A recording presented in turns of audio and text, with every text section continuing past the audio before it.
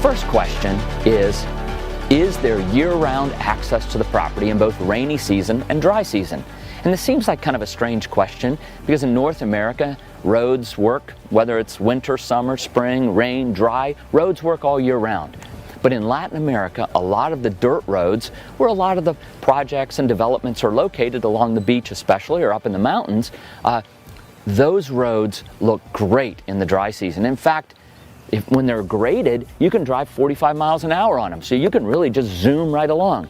But in the rainy season, many of these roads turn into mud pits where literally you have to get pulled out by a team of oxen because you're up to your axles in mud. And so one of the tips we have is if you're buying property at the end of a dirt road, buy it in the rainy season. Because when you buy property in the rainy season, you know how bad the road is going to get. And that's really important because you want to know that you can get to your property in the rainy season. The other thing is creeks and rivers, as they call them. A lot of rivers here, I would call them creeks. But anyway, growing up in northwest Pennsylvania. But these rivers/creeks run dry in the dry season, no water.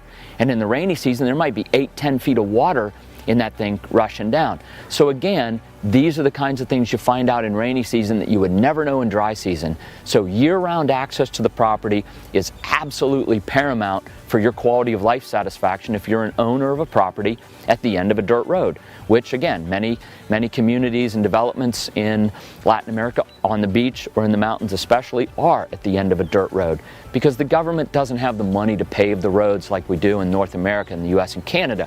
A lot of times public road improvements are actually made by the developer, not by the government.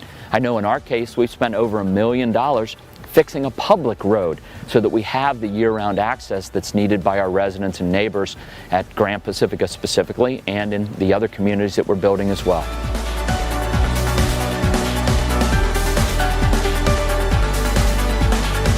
A lot of times in this part of the world you'll hear people talk about distances in miles or kilometers. But that's irrelevant.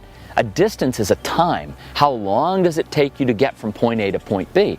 And it goes back to the idea of the dirt roads versus paved roads and what kind of conditions these roads are in. But at the end of the day, you want to know how long it takes to go from point A to point B. And so, yeah, finding out how far it is to the hospital, how long it will take you to get to the hospital, how long it'll take you to get to the grocery store, the bank. I mean, these are the kinds of things, again, that really factor into quality of life. And I know a lot of people who live in rural parts of the United States and Canada. I grew up in northwest Pennsylvania, and very rural. And for us to get to the grocery store was 15-20 minutes. No big deal. You jump in your car, you drive 15-20 minutes, you're at the grocery store. That is what's important, to feel what's your comfort level for how long it takes to get somewhere, and then make sure you're locating yourself where you feel comfortable. Question number 2 is, what does the infrastructure look like? Infrastructure is so important. In fact, my wife tells me all the time, don't talk about infrastructure. It's not sexy. And she's right. It's not sexy because many times the infrastructure is what's buried under the ground and you never see it again. But it's also the roads and the sidewalks and the street lights and all the things that are important for quality of life. And in fact, infrastructure is ultimately the most important thing for quality of life. One of the least sexy things that I can talk about is storm water drainage. Managing that, engineering that up front. Because here's the reality. In Latin America, in the tropics, we get rains. And when it rains, it can rain 3 or 4 inches in 3 or 4 hours. And when it rains 4 inches of rain in 3 or 4 hours, you got a ton of water going wherever it goes. It's so important for a developer to come in and engineer where that water's going to go. Put in the 24 and 36-inch storm drains under the streets to take that water and move it somewhere where the developer has decided it wants to go. Or the water's going to go where God wants it to go. And that might not be good for the home or the property that you have. If you're in the way of a big rushing wall of water every time it rains, that's not good. So again, infrastructure, so important, so critically important for your long-term satisfaction. Streets, right? Paved streets, dirt streets. What do you want? Make that evaluation. Buy what you see. If you go to a development and they've got dirt streets and you're happy with that, great. If they got above ground electricity and telephone poles and wires running, great. If you prefer underground, you need to see it. Buy what you see. It's so important. Gonna. You'll hear me talk about more and more as we go through these questions, the word gonna. Gonna is the easiest word in the developer lexicon. We're gonna put in underground utilities. We're gonna build a swimming pool. We're gonna build a golf course. Gonna. Gonna doesn't matter. Buy what you see. If the land has underground utilities, it's worth the price with underground utilities. If the land is bare and nothing there, well then it's worth raw land. So again, at the end of the day, buy what you see is so important, because unlike the United States and Canada, where we have bonding requirements, developers have to bond for performance. They actually have to post money or post assets to say, yeah, we promised all these streets and sidewalks and all the clubhouses and all these amenities. We've bonded to perform. Well, in Latin America, there's no performance bond, so a developer can pretty much say whatever they want and deliver whatever they can. And I'm not saying developers come out and try to con people up front, although some do, but most don't. But the reality is that, you know, underfunding, lack of funding, inadequate funding really plagues the development industry in Latin America. So a developer with the best intentions in the world can talk about what they're gonna do, and they really, truly, I believe in their heart of hearts, believe they're going to do it. But the money runs short. They don't sell as many lots as they thought they were going to sell. Whatever. Some event happens to really stop the progress of their community. Well, you've already bought, you own, and now you may or may not have electric or streets or whatever it is. So buy what you see is probably the single most important aspect of the 15 questions. Because if you buy what you see, you'll always be happy with what you own. Is there enough fresh water and water pressure? Wow. This one's so, I don't know, seemingly trivial. But, you know, the reality is I don't know if you all have taken a drip shower. I've taken some drip showers in Central America, you know, different hotels. And they're no fun. I mean, you're up there, you're trying to get the soap off, and, right? Drip showers are no fun. Water pressure. My goodness, you're out snorkeling, you're out playing volleyball, you play golf, you ride horseback all day, you come back to your condo, turn on the water, you know, take a nice hot shower. My goodness, as crazy as this sounds, that's incredible quality of life. That's quality of life. And it's, you know, I think anybody can suffer through a drip shower for a week on vacation or a few days here and there. But if you own a home or a condo and you're going to live in this for the next 10 years, 15 years, 20 years, my goodness, you want water pressure. Water pressure is dependent upon the developer building the systems, the water systems, to produce it for you, the homeowner or the condo owner. So one of the simple tests we have is when you're visiting a home or a condo, go in, turn on all the faucets, flush the toilet, and see if there's water pressure. That's important in the long run. Again, seemingly trivial, but my goodness, I certainly love a shower with a lot of water pressure. Is the house or condominium plumbed with hot water? And coming from North America, I think many of us would scratch our heads and go, of course it is. But see, we don't know what we don't know. And what we don't know is this. We don't know that in many cases, only the master bedroom will actually have hot and cold water running to it. The guest bedrooms, the maid's rooms, even the kitchen has one single water pipe, a cold water pipe running to the faucets. And because of that, we don't check. So we get excited, we fall in love with a beautiful home at the beach or a condo or something like that. And then now we own it, and we come back and we, in our master bedroom, we've got it. And then maybe our in-laws or our kids come by or our grandkids come, and gosh, there's no hot water in the bathroom, Grandpa, or whatever. And my goodness, how do you fix that after the fact? It's hard to fix it after. Can you? Yes, you can put in the Insta water heaters. You have to bust out concrete because most things in this part of the world are built out of concrete. It's expensive. It's inconvenient. It's just better to make sure that your home or condominium actually has two pipes running to every bathroom so that you have hot and cold running water. In fact, we have a great picture. The picture is where they've run a Y adapter out of the wall up to the hot and cold water taps. And so, you know, and again, if you were just reading this without seeing the picture, You might think to yourself, okay, yeah, I walk into the bathroom, I turn on one side, and there's water, I turn it off, I turn on the other side, put my hand under it on the hot side, and you'd say to yourself, yeah, that water heater's way over there by the garage. Whatever, I'm not going to stand here for 2-3 minutes and let this water get hot. Well, the reality is you could stand there for 2 or 3 minutes, 2 or 3 weeks, 2 or 3 years. As you see in the picture, that water's never getting hot. So again, the only way we know that there's hot and cold running water in a bathroom is to actually get down on our hands and knees and look under the sink and see if you've got 2 pipes coming out of the wall. We as North Americans would not think to do that 9 times out of 10. Again, we don't know what we don't know. So here are the questions. So let's go on to the next question. One question I get asked a lot is, how far is it to major medical care, both in the rainy season and the dry season, and in time, as we talked about in question number 1. I've been speaking at conferences for 20 years, and I have literally met and talked with thousands and thousands of people like yourself who are thinking about owning property in this part of the world.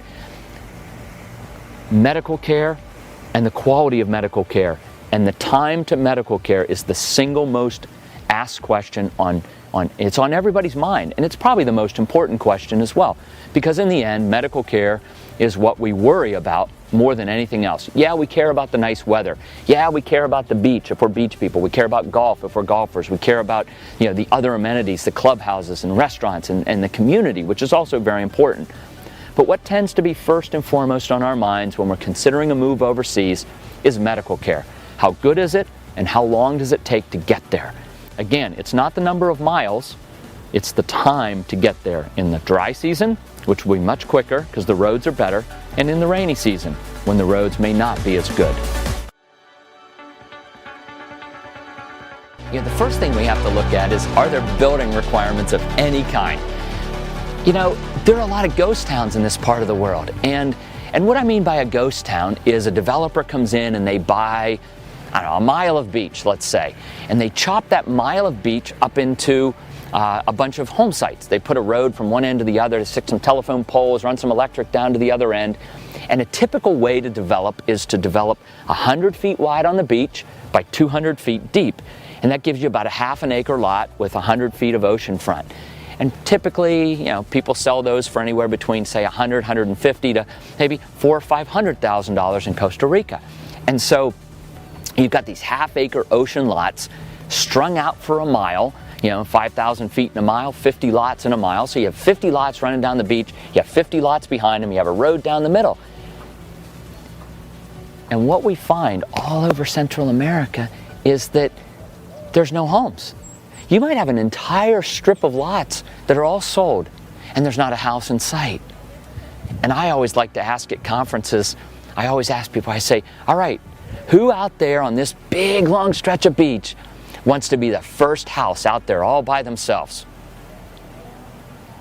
And maybe one hand goes up, but usually not. And if a hand goes up, I tease them, and if your hand went up, maybe you're a Robinson Crusoe. But you know what? Most people aren't. Most people want neighbors, friends, activities, things to do. And these mile-long stretches of beach that just simply have no homes are going to be ghost towns for many, many years, probably decades, because it takes a long time for the first people to come and decide they want to build a home out there all by themselves. Community is different. Community is very, very different.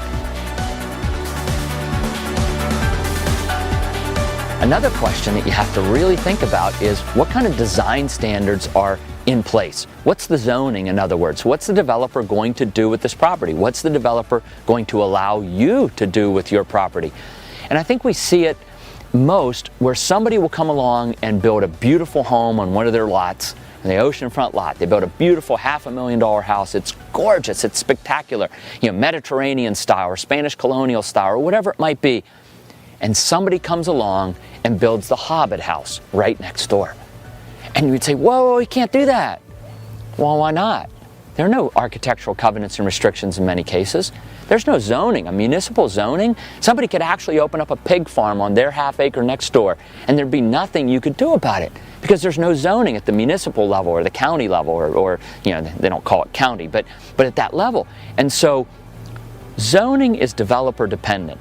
The developer has to lay out what's going to be allowed and then enforce it. And so you need to, and this goes to the third set of questions, which is know the developer.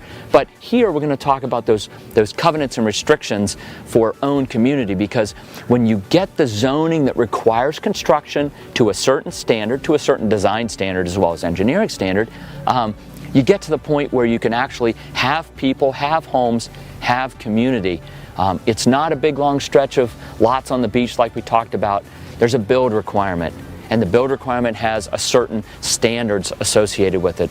This is what it takes to build community, and that's so important. If you're looking for community, you need to make sure that community will happen and can happen. And the developer is the person who designs it and enforces it. So make sure you ask that question. You know, we're still talking about owned community today, and in the owned community section of the 15 questions that we should ask when we're buying property overseas, the real issue is, again, kind of buy what you see but own community. And these two tie together in many, many ways.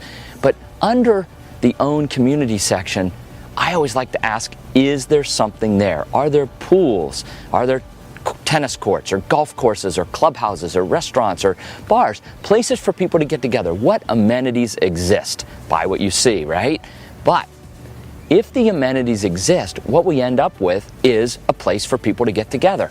And that's what creates community. When people can come together, bump into one another, sit at a table next to one another, hear the over a table talking about their sister in Atlanta, and the next thing you know, well, I have a sister in Atlanta, where are they? Oh, my sister lives in LJ or wherever it is, and that's not Atlanta. But anyway, you get the point. The idea is that when we have places for people to get together and enjoy the company of one another, then community can happen. And community is truly the hallmark of a wonderful quality of life experience, whether it's for vacation or for retirement. You know, another thing that we care about, again, this goes to infrastructure, something not very sexy, the buy what you see, and specifically it's telecommunications infrastructure. Because today, community, which is the theme of these 5 questions that we're talking about right now, community is worldwide. And so we depend upon, in fact, we take for granted the idea of instant communications, high-speed bandwidth, being able to go online and make a Skype call or a voice-over IP call, or if you're hanging out in Belize or Nicaragua or Costa Rica or Panama and your kids are sled riding up in Minnesota and your grandkids are sled riding and your kids send you the video, you want to be able to watch her. You want to be able to get on a Skype call with the grandkids, watch them drinking hot chocolate while you're sitting under a palm tree with your laptop open. High-speed bandwidth. It's something we take for granted. Make sure it's there, because it is part of the larger community that allows us to be somewhere but still stay tied into friends and family back home. One question I get a lot, and our salespeople get a lot, is how much is the homeowner's fee or the condo owner fee? And this is a really serious subject, and I know it's probably not one that you're going to want to really like the answer I'm about to give. But the answer is this. You need to ask yourself, is this fee high enough? High enough, right? We always want a low condo fee or a low property owner fee. It's a carrying cost, it's an obligation, it's an ongoing obligation. But in this part of the world, there really are no audits that allow a buyer to come along and say, well, let me see that track record, let me see that budget. You should ask those questions, by the way. Is there a budget for the Homeowners Association? Are those funds kept separate? Are they pooled for the use of the maintenance of the building, the hiring of security, the running of the electricity? But the question you must ask is, are these fees high enough? Because it's so easy for a salesperson or a developer to say, oh yeah, the fees are $50 a month. And then in 3 years, when there's not enough money to redo the roof or repaint the pool or whatever it is you're doing, you'll get a special assessment. And special assessments are no fun. So when somebody says, they tell you how much the condo fee is, or you ask the question, hey, I'd like to see the condo fee, I'd like to see the budget, right? You need to kind of noodle out, take a pencil out, kind of think about it and say, all right, I'm going to noodle on this, and come up with what I think it would really cost to maintain this property, these common areas, these amenities. And if that number doesn't seem right, just understand that even though it's a really low condo fee or property owner fee, it's probably not enough. In which case, you need to at least mentally say, well, I still love this place, I'm going to go ahead and do it. Or maybe these guys are pulling my leg a little bit and they're just saying what they need to say to make the sale happen. Gosh, folks, so important. Is the condo fee high enough? So do your math on that. Make sure it makes sense logically and intuitively to you, and you'll be safe from big special assessments that kind of whack you upside the head when you least expect it. Another question I get is, where's the future of the development? What's happening? Is this whole thing going to get turned into a big parking lot? Are we going to asphalt over everything? Are we going to put up tall buildings everywhere? And so one of the things that's really important is understanding the future development phases, looking at a site plan, understanding what's coming down line, because if you care about the park spaces and the green spaces that exist today, you want to make sure that those are deeded. You want to make sure that the actual site plan that's been registered with the lands department includes those green areas and preserves those park spaces or green areas or whatever, beach access, those types of things, because in the end, if they're not set up in the site plans, developers really can do just about anything they want to do. And so you want to make sure, A, that they're on the site plan, and B, that they're somehow recorded so that you are protected with your investment to end up with what you think you're buying at the front end. One question we get a lot, especially at our Grand Pacifica project where we're building homes for people, is how can I oversee construction of a home from 1,000 or 2,000 or 3,000 miles away? And that's a really, really good question. One of the things that we have to look at when we're buying property overseas is the notion that we're probably not going to be there when it's being built. And so what are the protections in place to verify that the plans that I've agreed to, the designs that I've agreed to, are being met and kept in accordance with my wishes? Well, that most development companies will have somebody or some process in place. Ask about it. Who's going to do it? How are they going to do it? Are they going to take pictures and email them to me? How often are they going to take those pictures and email them to me? And then you, the buyer, should plan to come down at least 3 or 4 times during this building process to come visually inspect it yourself. I'll tell a funny story about me. Again, a lot of these 15 questions, the lessons I've learned, have been lessons that I've paid the price to learn. So I built a house in Managua where my family has lived for the last 12 years. And so we built a beautiful home, and the house is getting done, the kitchen cabinets are in, the bathrooms are in, and we're walking through, kind of like a pre-walk through, and we walk into the master bedroom, and there's a hole in the floor. And we're like, when's our tub coming, Dora? Like we had this like a jacuzzi tub in our master bathroom. I'm like, so when's the tub coming, Dora?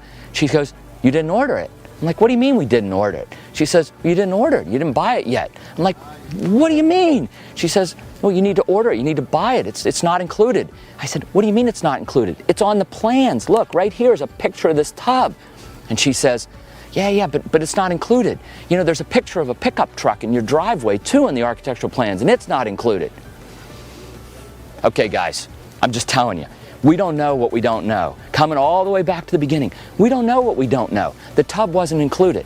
I didn't know the right question to ask. Hot tip, you know what else isn't included in a house in most of Latin America?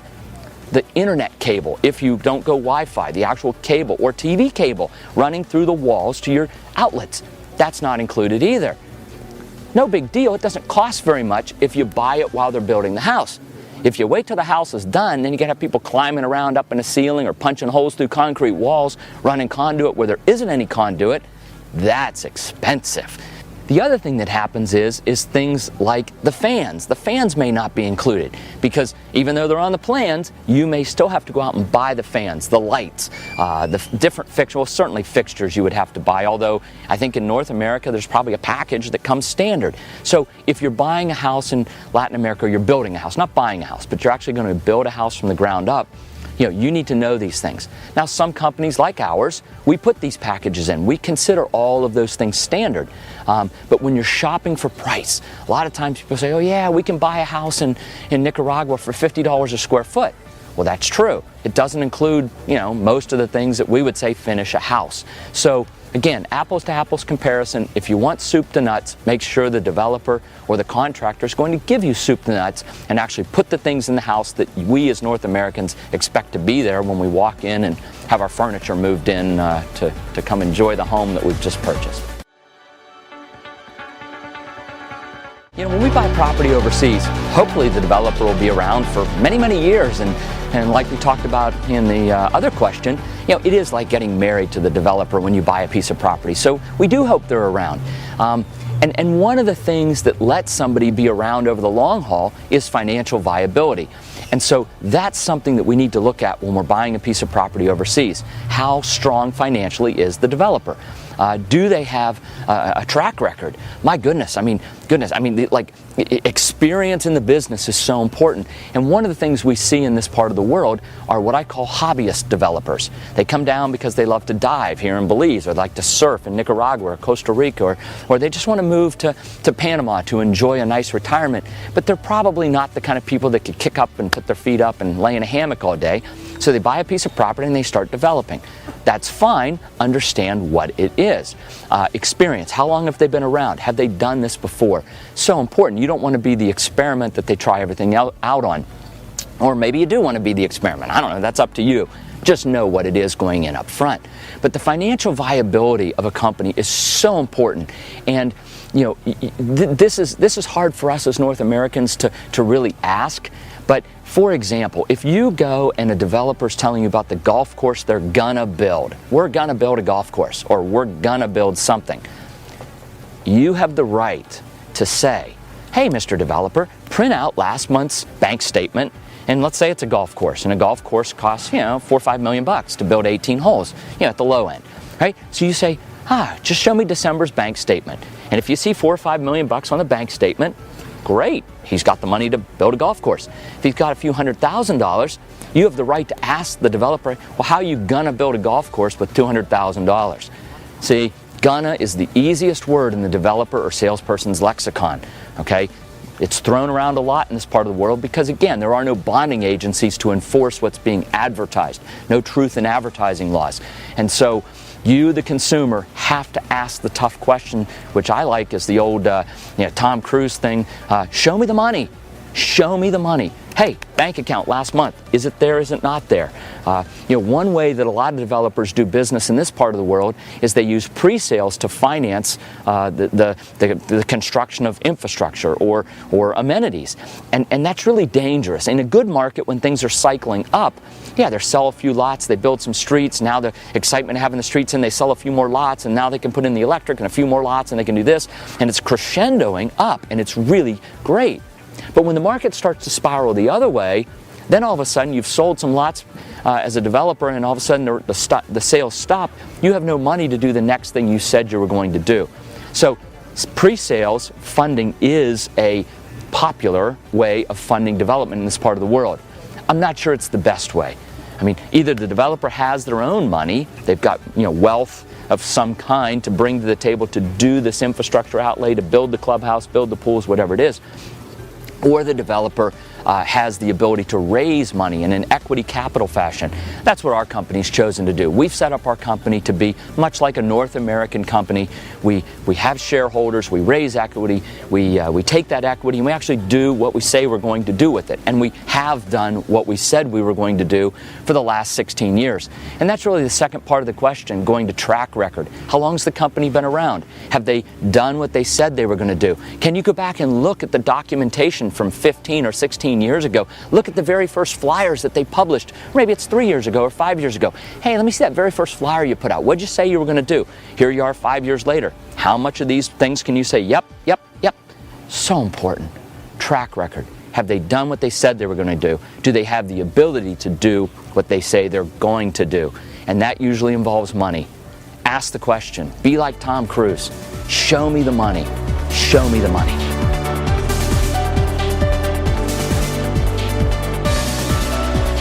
Something else that's important for many folks coming south of the border is some type of financing, and it's generally not available in this part of the world. The banks in Latin America don't like to lend to North Americans, and certainly banks in the U.S. don't like to lend on collateral in Belize or Costa Rica or Panama. And so there's a hole in the market. And so what tends to happen is buyers have to come and be able to write the check, so to speak, or wire the funds for 100% of the purchase price. The real issue is if you don't have that, then you have to go to the developer and try to negotiate some kind of, well, what if I put 50% down or those kinds of things, and that's fine when you can do it. Financing is so important. We work with Key Bank in Belize, and Key Bank has agreed to finance our customers up to 50%. And we then have the choice to work with a client like yourselves and hold a second position of 20 or 30%. So we can actually go to the marketplace, help you, and say, hey, look, if you're coming down and you've got 20 or 30% down, say on a $200,000 condo, the bank and our company, because we are financially strong, can carry the rest of that balance over a term of 10, 15, even 20 years. So financing is important. So ask about it, and if it's available, fantastic. If it's not, remember Key Bank and an ECI, because we certainly can make that available for you. Here's a strange question for Know the Developer, but I think this is symptomatic of how a developer thinks and feels about the clients, and that is there a central sewer system? So important in this part of the world, because if there's no central sewer system, what the developer is doing is pushing the cost of managing waste to you, the consumer. And depending on where you are. I mean, here we are in Belize. You can see the sand behind me. The soils here on the island are very sandy. The soils in much of Belize are sandy as well, alluvial. But on the Pacific side of Central America, whether it's Nicaragua, Costa Rica, or Panama, it's a totally different soil type. It's a heavy, thick, expansive clay. And that clay in the dry season will take a lot of water. But in the rainy season, when it's saturated, will take no more water. And so putting in a sewer system that's environmentally safe and sound costs a lot of money, or a septic system, in your property, because you've got to actually dig out a bunch of the clay, put in a bunch of the sand, and it costs a lot of money. So what's happening is you might get a great deal on your lot, but how much is the septic system going to cost? And remember, and this is like a yucky topic, so I hate to even talk about it, but we're going to talk about it because this is all about due diligence and making sure you know the right questions to ask. A really conscientious developer will enforce an environmentally safe septic system implementation on the part of the homeowners.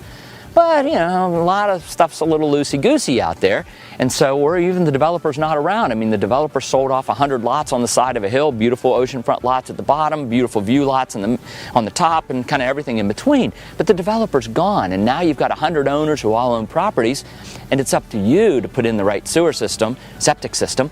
So your developer comes along and says, yeah, we put a tank over here, we run a couple lines, pop, pop, pop, pop, pop. That's great if you're at the top of the hill. But what if you're 3/4 of the way down the hill and the people behind you put in a septic system that's not quite functional? Dry season? No problem. Rainy season, when the soil's saturated, everything comes up to the top and runs downhill. Again, if you're at the top of the hill, who cares? But if you're anywhere else on that property, it really might be a yucky situation. And so understanding how the sewage is being handled is so important for your quality of life. And it's also important to know the developer, because in the end, it's the developer making the decision to spend the money up front and put that cost into the lot, or push it off on you, the consumer, and let you deal with whatever happens coming later. Ask the question. That's an important but very yucky question. A question that I get now a lot is, what about safety and security? And in this part of the world, we get a bad rap. We get a rap that, it's Central America, it must be dangerous. People have these stories that they've heard fifth hand, sixth hand, seventh hand, but most of them aren't true. Crime is local, and that's what we know. I mean, I grew up in Western Pennsylvania. I moved to Washington, D.C., or the D.C. area. People say, you're moving to Washington. That's a dangerous city. Well, yeah, some parts of Washington are dangerous, but most of Washington is not. And so the same thing holds true in Central and South America. I mean, Belize, yeah, there's dangerous parts of Belize. There are not dangerous parts of Belize. Folks, where I am today, this is not dangerous. Very little crime on the island of Ambergris Caye. but that doesn't mean we shouldn't have security in our communities, because security is sort of the ounce of prevention's worth a pound of cure. And so understanding what the security is like, how it's implemented, how it's operated is absolutely crucial, because again, an ounce of prevention is worth a pound of cure. So ask about security. Is it a gated community? Is the area fairly safe? Talk to people on the street. That's one way to really find out. Talk to the different people. Talk to the restaurant owners. Talk to people sitting at a bar. Talk to people who live in the community. How safe is it? Have there been any problems? And if the answer is generally, nah, it's nice, I think you can trust that, because they have a horse in the race. They live here. They work here. And again, it's just that simple little bit of due diligence. Asking that question will make sure that you end up in an area that you feel safe and comfortable, because ultimately, if you feel safe, you can relax and enjoy your home or condo in one of these wonderful countries south of the border. I think the last question is really a simple question that I see a lot of people make mistakes in, and that is there title? Is there title to the property? Is there title insurance? That's even better. Is there title is the first question. Is there title insurance? That's the second question. And really, when we're buying property overseas, I see a black and white divide. There is title, and it's good title, and you can have lawyers check that out. Or there isn't title. It's right of possession property, or it's some other kind of title problem property, and then they're gonna work it out. I mean, you hear that all the time. Oh yeah, we're gonna get this worked out, and right, great. You get it worked out, and when you've got a clear title that you can transfer to me, you call me, right? There's always a story, and there's great title. That's the other thing we hear about this part of the world. Oh, you can't get title to the property. Like in Mexico along the coast, they have what's called fideicomiso. It's a banker's trust, because in Mexico you're not allowed to, you haven't been allowed to. I think that policy is changing now. But in the past, in Mexico, you couldn't own the land. You had to do it inside this banker's trust fideicomiso thing that they set up. And a lot of people have, and it's probably okay in Mexico. But Honduras has a constitutional law. It's in their constitution that says foreigners may not own property within, I think it's 1 kilometer of the coast, or maybe it's 2 kilometers, doesn't matter. Anyway, close to the coastline. Now, there's an exemption for property half a hectare or less, about 1.25 acres. But let's say you bought a little 5-acre farmette on the side of a hill near the ocean, beautiful views, you build your nice house. Constitutionally, you are not allowed to own that.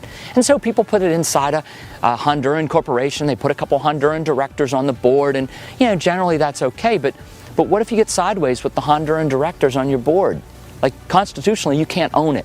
And so for me, it's really important to just say, hey, if I can get title legally in the country, number one, great.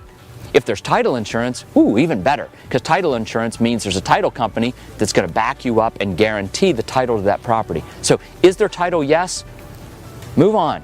If there's no title, right of possession, constitutionally prohibited, whatever that might be, or some story about how the title's getting worked out, leave it alone. Let it rest. Stay with stuff that's titled.